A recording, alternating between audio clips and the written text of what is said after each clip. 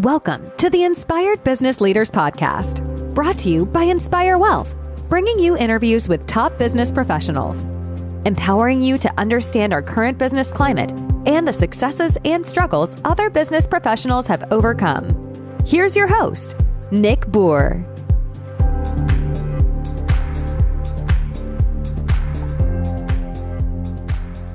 Hello, and welcome to another episode of the Inspired Business Leaders Podcast. This is your host, Nick Bour with Inspire Wealth. I'm really excited about the conversation and our guest today, Holly Reid from Master Playbook of the financial education firm. She's the CEO, and she, like myself, share a lot of passion in financial education and making sure that the younger generation, as they enter adulthood and as they enter their professions, that they're educated on making smart, well-informed financial decisions. And I'm super excited about it. This is obviously a passion of mine in financial planning and what Inspire Wealth does, but I'm really excited to talk to Holly and her perception on what the lack of education is in today's environment and why some of the younger generation, my kids included, are not motivated to learn financial planning and financial education. So, Holly, welcome to the show. Thank you so much for having me, Nick. I'm happy to be here. Yeah, I'm happy to have you as well. So, I'll use myself as an example to start.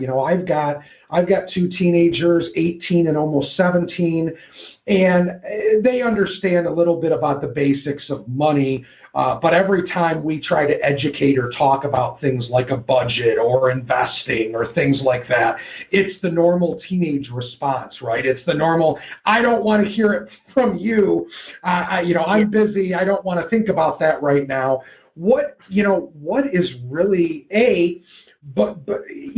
tell me a little bit about how you got into this space and why you're so passionate about it. And then what are you kind of seeing in this area of what's working and what's motivating these preteens and teenagers actually want to learn to know how to manage money a little bit easier and a little bit more effectively when they go away to college and as they start their careers? Yes, absolutely. So I jumped into this space really because of my own personal experiences with money. So my parents did what most parents do. They tried to teach me and talk to me and give me all the money advice, the things that they know to do, right? But I grew up as the youngest of 4 girls. There wasn't a whole lot of discretionary income to be wasted or for me and my sisters to practice with. So as a result, while they gave us good money advice, we never had the opportunity to practice healthy money habits to actually master them. So what does that mean? That means that when I graduated from college, when I was out on my own, I did what our America teaches us to do. And that is, it teaches us to spend frivolously. It teaches us to live in the moment, to not think about your future self. And so that meant that I racked up a bunch of credit card debt, purchasing things that didn't amount to much in the end. I will say my saving grace was one of the things my dad really instilled in me and my sisters was to purchase our first home. So I did purchase my first home, but I also had student loan debt. I also had a rack of credit card debt. So when you go through when you go through adulting, like being laid off or, your company loses clients, I actually was laid off. And that's when I had my first taste of hitting rock bottom. And, when you have a mortgage, when you have student loan payments, when you have credit card payments, you wake up really fast, right? You wake up really quick. And I just started trying to consume everything that I could to get myself out of this hole. And I vowed that I would never go there again, right? But what I realized on that personal journey was that I wasn't the only one going through these same money mistakes. I wasn't the only one experiencing these financial pitfalls, and I wanted to be a part of the solution. So I got my idea to write a book targeted to parents about what we should be teaching our young people before they leave the nest, so that they can avoid a lot of the money mishaps that many of us faced as young adults. And the book was well received. It's called Teach Your Child to Fish, 5 Money Habits Every Child Should Master. It was well received, and it really propelled me into the financial education space. So, now, today, I host money camps for kids, workshops for college students, just to plant those seeds and give them some guidance on what they should be thinking about, what are the decisions they need to be making. And it really just stems back, again, from my personal experiences and then what I see now, Nick, and I know you can attest to this now. As parents, we rely so heavily on our school systems, right? We count on them to teach our kids all the things, but money management is just one of those topics where it's not done consistently, or they may get one semester of, a class, but where does that come into how practical is it? How relevant is it to their life and the decisions they're making when they're still living under their parents' roof? So that's really the challenge, is instead of relying on the school systems, money management, teaching these lessons really needs to start in the home. And for parents, it's a matter of just being very intentional about making sure your kids get it. And you mentioned earlier your kids don't want to hear from you, and you are absolutely right.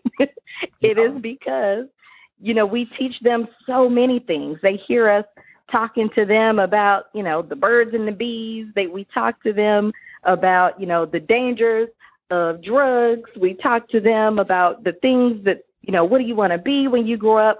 And so at some point it becomes overload where they probably do need to hear it from somewhere else, hear it from different perspectives, so that it's that exposure piece becomes critical. And again, I can relate this to my situation, but my wife and I have been talking for probably the last 3 or 4 months about that we need to have kind of like the budget conversation with our kids around what does a budget or a sample budget look like while you're living alone or while you're living on your own. So how much does utilities cost on average? How much does a car cost for insurance and rent and those kind of things? And every time we try to breach the subject, do you know what the exact comment is from my household? Since when did this turn into a lecture? That's what I get every time. Yes. Yes. Well, I have a recommendation for you and for parents who may be experiencing this. We have to make it real and relevant to them, right? So in order for our kids, for things to connect and to click, for that light bulb to go off, they almost have to have some skin in the game. So what I recommend parents do is figure out what are the things that your kids care about, and you try to tie that to some big life milestones. So life milestones for teenagers may be getting their driver's permit, right? They're all excited. They want to drive. They want to get their own car, or they're so excited to drive the family car. But you need to know, how much does it cost to fill up the tank? How much does it cost for maintenance? So thinking about those things and getting your kids involved in doing the research so that they know. So, okay, if you want to drive the family car, let's talk about that. And let's talk about how you're going to fill the tank up every year. Where's that money going to come from?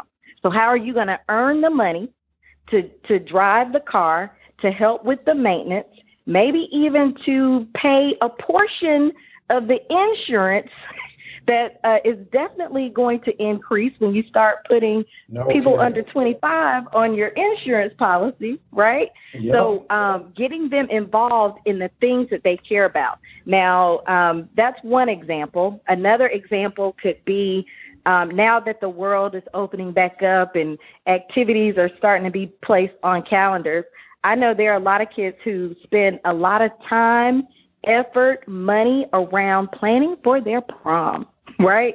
Planning for their prom or the homecoming dance. You know, you got to do the hair and the nails, and you got to get a nice suit or a pretty dress. Okay, go add that stuff up. Let's create a budget around what you're going to spend. How much is it going to cost? Even if they aren't paying for it all, they need to understand what all of this stuff costs. You know, I think that's a very good point. I think there's a lot of us as parents that we feel like sometimes telling them about how much things could cause them anxiety or stress about, you know, like, am I costing mom and dad money? And do we have money? And can we afford things? And it's like, wait a second, hold on. We're just trying to educate you on what things actually cost. And I think that's like, I even personally, I can tell you, we've had reservations about telling them how much things cost because we don't want them to worry about it. Like, look, just focus on school, focus on getting out of high school, and where do you want to go to college? And do you want to start a community college? Do you want to go to a university? What do you want to do? All of those things that you know, 15, 16, 17-year-olds should be thinking about.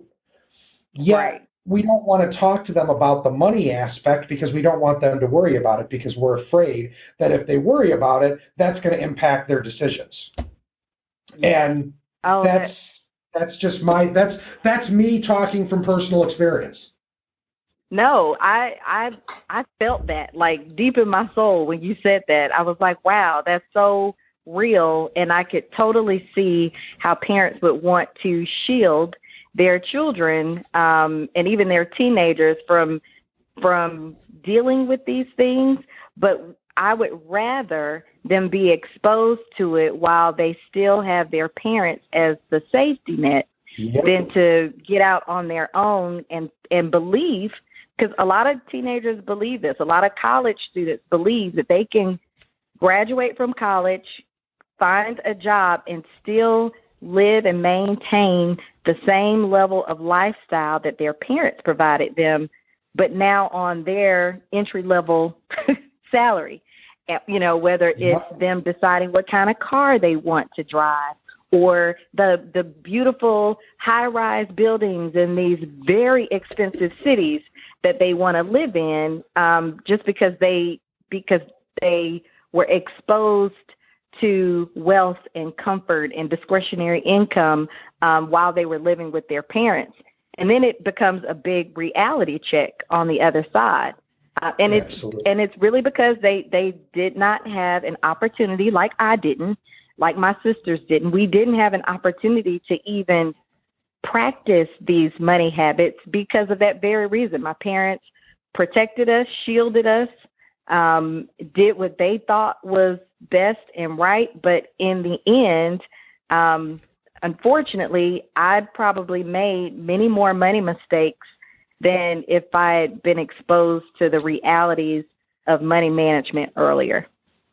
Yeah, and I think that's a really good point that you're making. You know, and I'll use it again as an analogy or a comparable to clients that I start working with later in their careers as they're approaching retirement. I mean, Holly, I look at some of my clients that come on and, you know, I'm using examples, 80 or 90% of their money is all in pre-tax 401ks or IRAs. They have almost no Roth IRAs.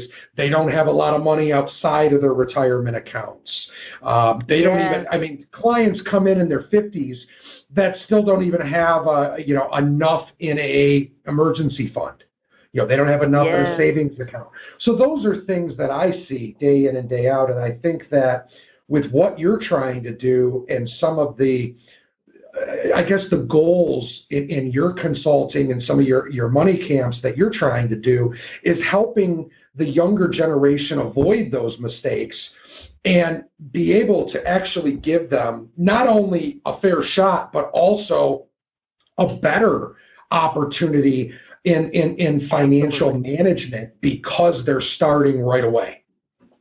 Absolutely. There is research that has been done that shows that kids have established their money habits by age 7. I'm like, 7? Are you serious? How is that And it's possible? because they are watching, they are observing us. They see us pulling out our cards, right? They see us swiping, dipping, tapping. They don't understand how it works because nobody ever stops to share and educate them on the difference between a debit card and a credit card. Just something as simple as that, right? Mm-hmm. They are listening to our conversations and how we respond when it comes to money. So they are observing us, they are listening, they are paying attention, and then they mimic us. There's a financial expert. I'm trying to think of her name. Oh, Holly, her name is Patrice. Oh, I'm gonna shoot myself in the foot. But she's popular, very well known. She's known as the Money Maven. But she tells this story of how she is, in elementary school, and she would go shopping with her mom, and, her mom was like well known in the department stores because her mom would just go and just rack up her credit cards buying all the things. So, the people know them and it feels good. And so she said as a little girl, her mom would then give her, as a child, her expired credit cards. And so then now the little child is taking on the personality of the mom, where she's, has a little purse filled with all of these credit cards, but don't really understand how it works, the debt that her mom may be in, and just how that transfers. And we think it's cute, like in some regards. Like we think it's cute when they walk like us or when they talk like us, or we even dress them like us sometimes when they're younger. But that also translates over not just in, what you wear, how you walk, how you talk, but also your relationship with money, right? So they hear those conversations and internalize it. And there's a lot of work that has been done just around, people's money habits stemming from experiences, good or bad, that they had during their childhood, right? Like whether you had money or didn't have money, a lot of it comes from what they took in and absorbed and learned at very early ages. It's fascinating work. It is absolutely fascinating.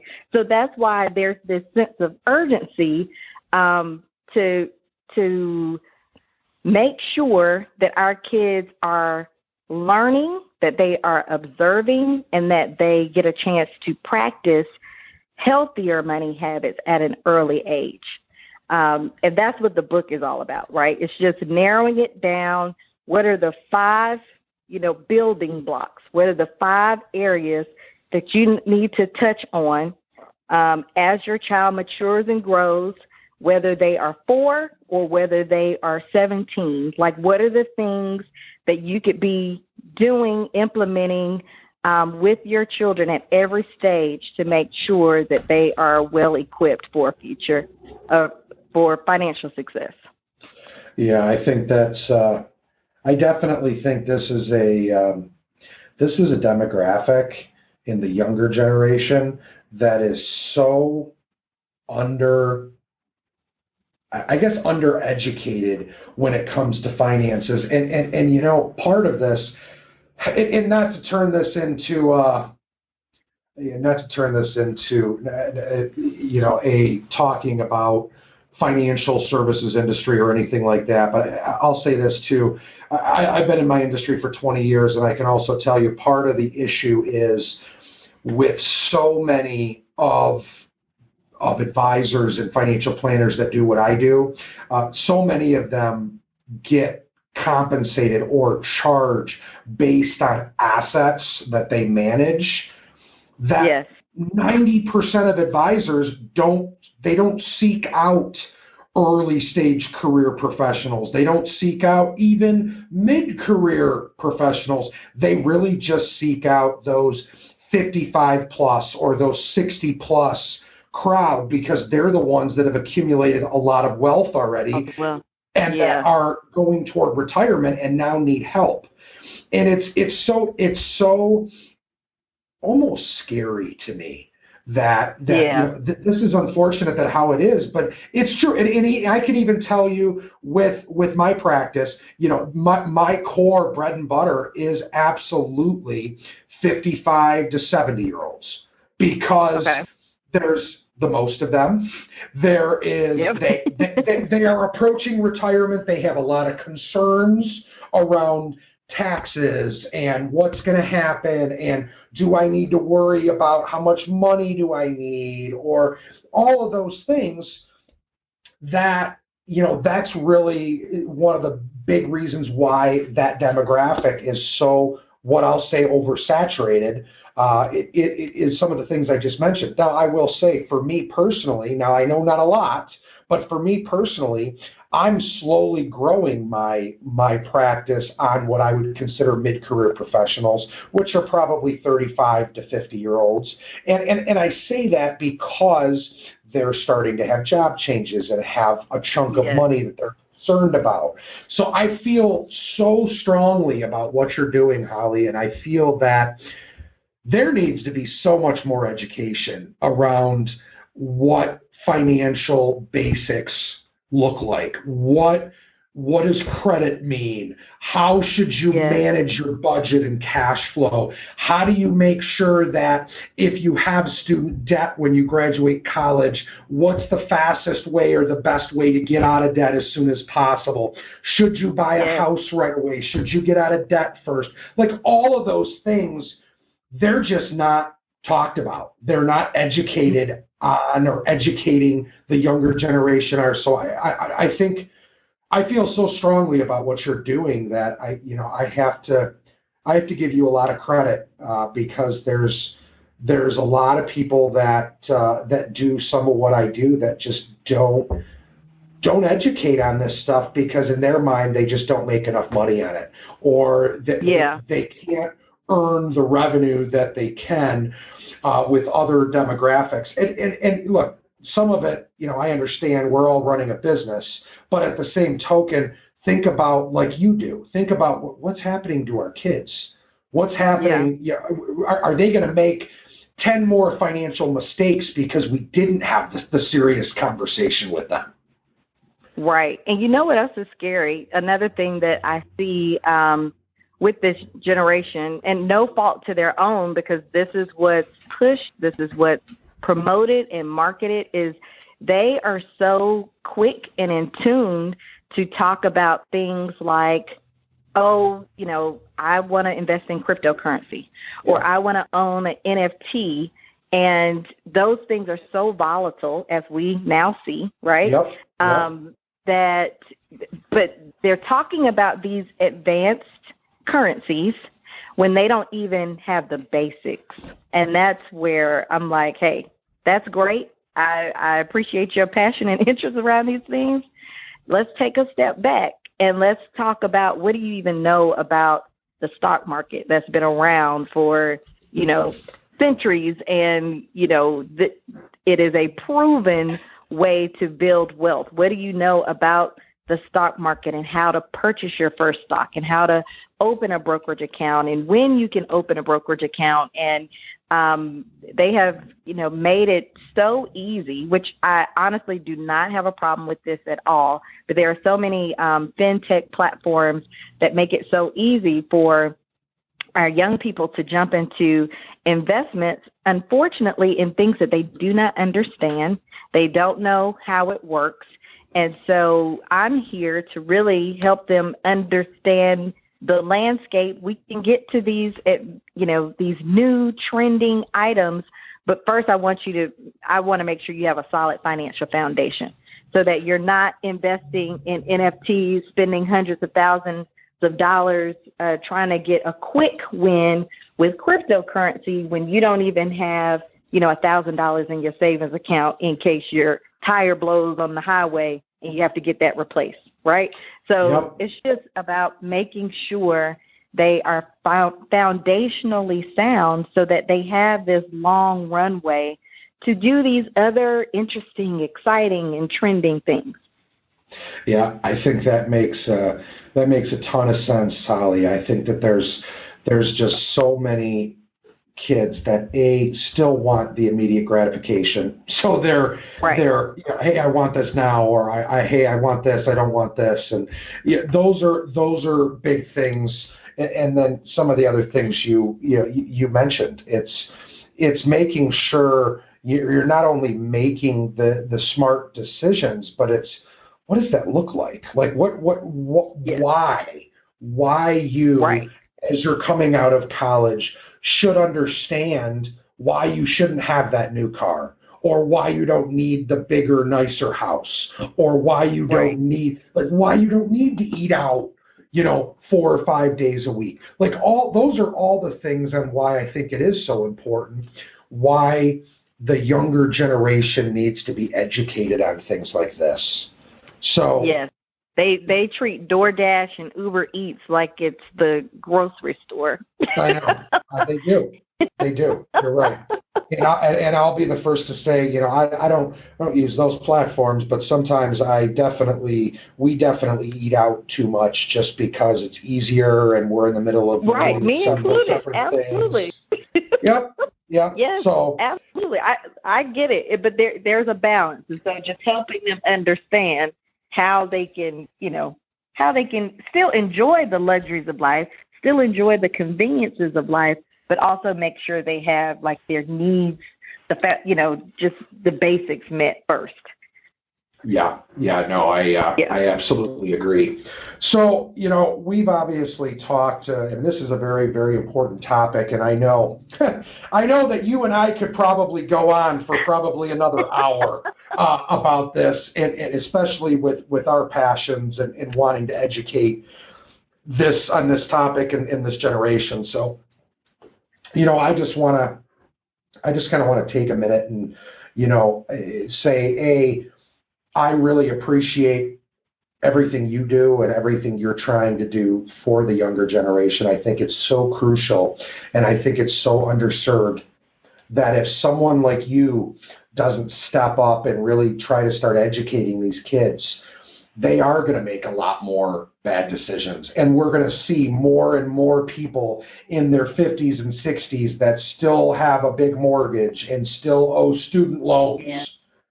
And it's so scary. So I just want to take a minute and say, thanks for what you do, and help me. I obviously, for our listeners today, Holly, help me understand what's the best way for someone to get a hold of you. If any of our listeners have kids that they think this could provide some good value and financial basics for, what's the best way to get in touch with you? Absolutely. They can go to the masterplaybook.com. That's our website, and then they can find me across all social media platforms at the Master Playbook. So that keeps it real simple. Yep. But I appreciate you having me on today. I think one of the great things about the work that you do, Nick, is that you're not only helping your clients make sure that they are taken care of, but when they find out that they have even more, then they can start looking at what legacy are they going to leave for their kids from the wealth that they've been able to build and generate in their lifetime. So it's really it's like a comprehensive conversation. You want to take care of yourself, yes, but when there is more than enough, when there is even just a little bit enough, your little bit can really help the next generation get the financial head start that maybe we didn't have, or maybe that I didn't have. So I think your work is as equally important. So I really just appreciate you having me on today. Hey, no problem. I'm glad to take the time with you and have you on. And I want to thank our listeners and our audience. This has been another episode of the Inspired Business Leaders Podcast. And again, I have Holly Reid from the Master Playbook of the financial education firm, masterplaybook.com. Really think she's doing good work, and I think that anyone on here that has kids, you should be looking at some of the things she's doing and see how she might be able to help. So thanks, everyone, for taking the time, and we will see you and hear you next time on the Inspired Business Leaders Podcast. Thanks so much. Have a good day.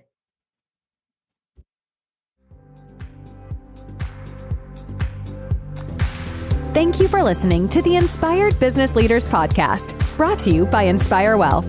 To learn more about the topics mentioned on today's show, or to listen to past episodes, visit www.inspiredbusinessleaderspodcast.com. Thanks again for tuning in, and we'll catch you in the next episode.